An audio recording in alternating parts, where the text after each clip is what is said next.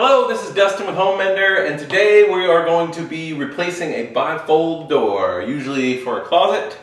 Everybody hates them, nobody likes them, but sometimes they are the most efficient use of space and they hide whatever is behind the door. This one looks like a victim of tenant abuse. Can't really do anything for it, so this one's got to be changed.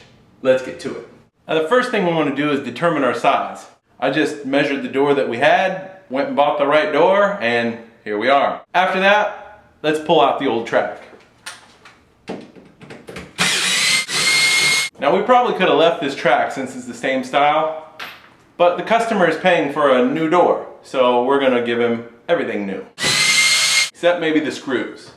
I might reuse the screws to save money. Of course, I'm kidding. New track goes in, match it to the old paint.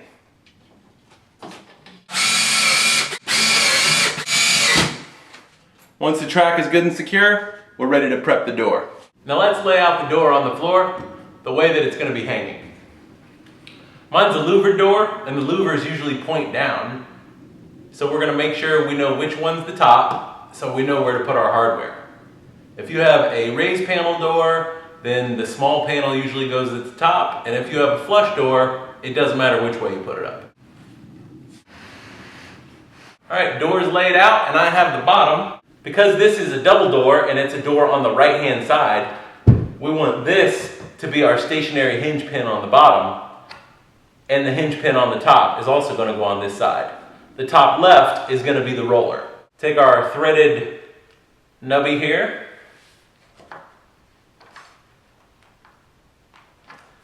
slide it in the hole, and we're going to flip our door around to work on the top. Now we just said that this is going to be our hinge pin side for the top. So let's put our spring-loaded hinge pin in that side. Looks something like this. Slide it in the hole. If it doesn't go in all the way, you can use a pair of locks. Grab the post and tap it in.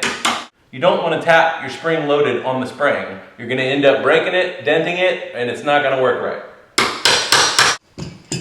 That one's good to go. Now we take our spring-loaded roller and put it on our other side. If you're a real man, you can get it in by hand. Now let's go hang that door. Now these hinge pins brackets are universal for bifold doors, but because I told you I would change it all, I'm gonna go ahead and change it. Pull the screws. New bracket goes on. Awesome, now we're ready to install the door. Now these can be a little tricky, so it may take you a little finagling to get it right. Corner hinge pin goes into the top track, along with your roller pin.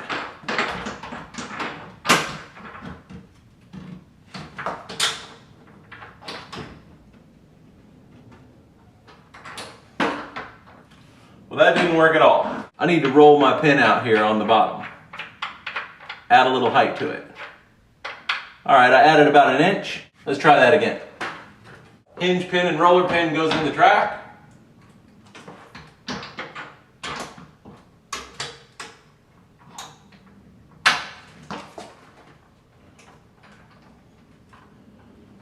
Voila! Now we installed the track with our hinge pin mount where they put it in at the factory, but now my doors don't close. So I'm going to need to move it over. From the inside, loosen the screw on the mount, slide it over a bit, and tighten it back. I moved it over about 1 inch. Now we can move the door over on the bottom pin.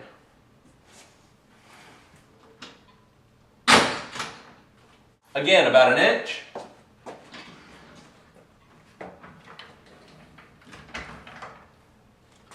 Beautiful.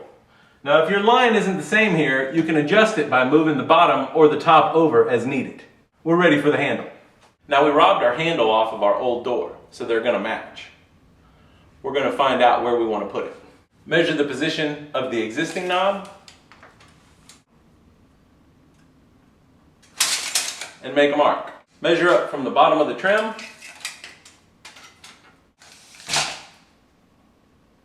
There's where we're going to drill our hole. Don't try to eyeball it, it's going to be wrong.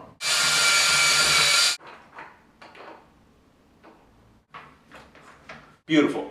Now you can hide skeletons in your closet. So that's it. We just installed a bifold door. It's looking beautiful. All that's left to do is paint it, and I'm going to leave that to you. So for Home Mender Inc., this is Dustin. I hope you learned something today, and if you did, don't forget to click subscribe. Thanks for watching.